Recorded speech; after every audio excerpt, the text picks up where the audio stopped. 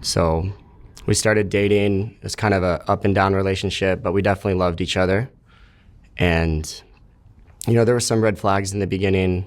It seemed like some mental health issues. And essentially, like very shortly into our relationship, she got pregnant.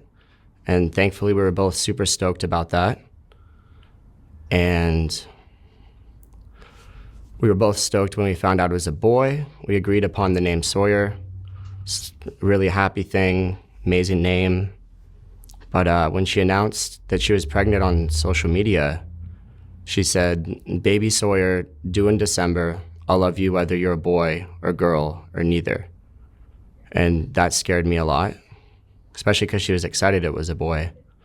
And basically, she would have conversations with me and ask me, like, "Oh, what if our kid's trans?" And I would say, like, I'm not going to affirm a delusion with my kid. I don't think that's compassionate or loving.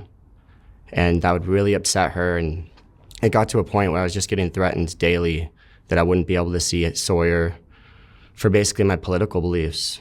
And about halfway through the pregnancy, she sent me a letter from her attorney, broke up with me, cut off all contact. I didn't know when my son was born.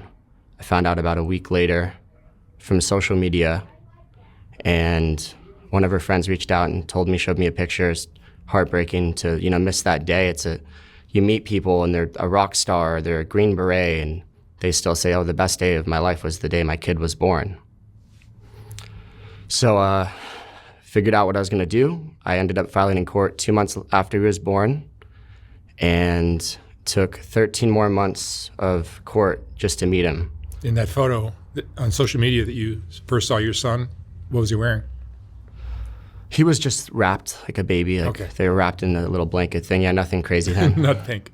Yeah. No. I think it was like dinosaurs or something. I don't recall exactly, but it was just like a normal baby wrap. And I basically had to do a bunch of stuff in court. Everything would just get delayed and delayed. And thankfully, I was finally able to meet him at 15 months old. I got to look him in the eyes for the first time.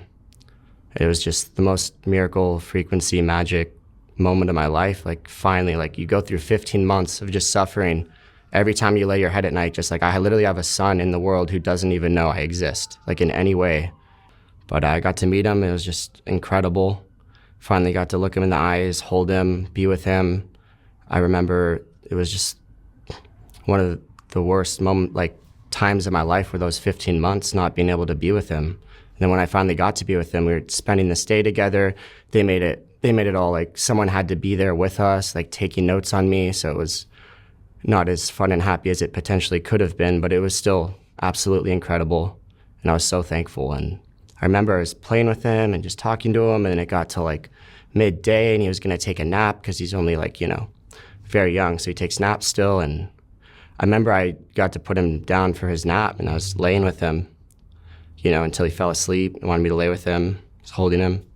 And I remember he fell asleep, and I was like just looking at him sleeping, and I just, for the first time, just broke down crying like I've never cried in my life. It's like it all just hit me like, wow, I'm actually a dad now.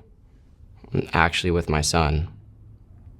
And, from there, got visits with him and FaceTimes. I moved to the Bay Area, and it was probably only like 3 or 4 months after that first visit, I filed in court again saying I'd moved to the Bay Area and I'd wanted more custody, and really grateful the judge immediately gave me half custody.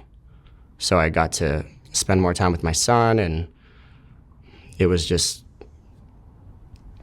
I was so thankful because it's really hard to be a dad in family court sometimes, as a lot of people have experienced. I didn't even get to meet him for 15 months just because I guess I wasn't on the birth certificate. It doesn't seem like a really good way of doing things.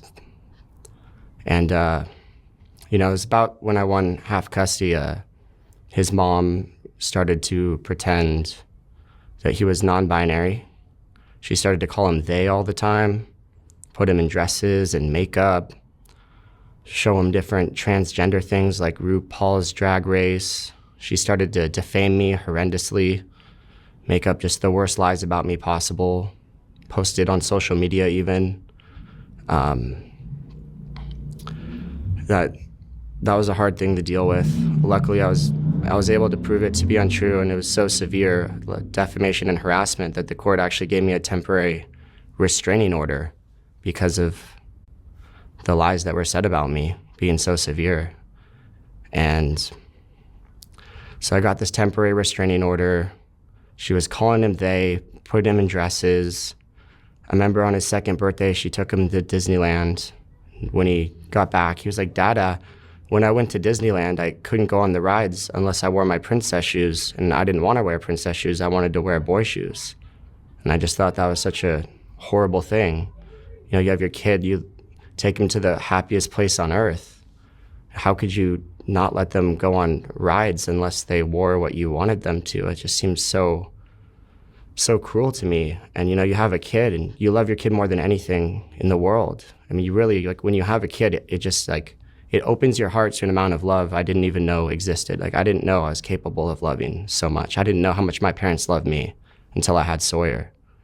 And it's like, when you love someone that much, I would think you would want them to be happy with who they are. What else would you want for someone you love? So all this non-binary stuff, the temporary restraining order for defaming me, his mom ended up getting arrested for child endangerment and placed on a 5150 hold while he was with her. So I brought all those things to court to try to get full custody of him.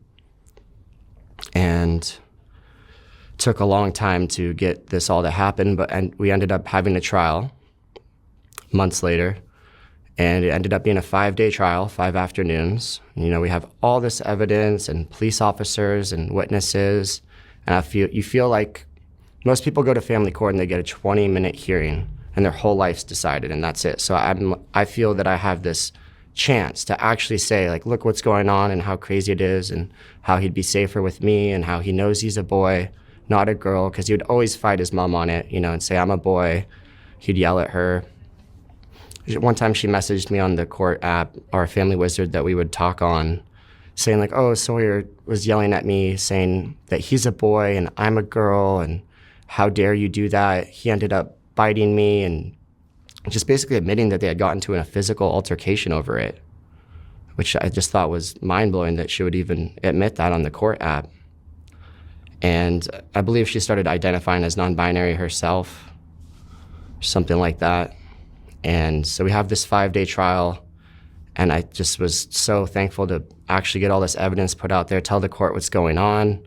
But a few months later, the court renders their decision, and they decide that they're going to keep custody 50-50. They have nothing to say about the gender stuff. That's between us. And I was heartbroken, was devastated. I'd given my all to try to protect Sawyer, and I didn't know what to do next. I'd spent, all my money on attorneys, and I tried to come up with some sort of plan to protect him. I knew I had to do anything, everything it takes to protect him. I would do absolutely anything for him, just like every parent, every person should try to protect children and their innocence. They're the most pure, amazing amongst us. We have to protect people like that. We have a duty as a dad to protect your kid.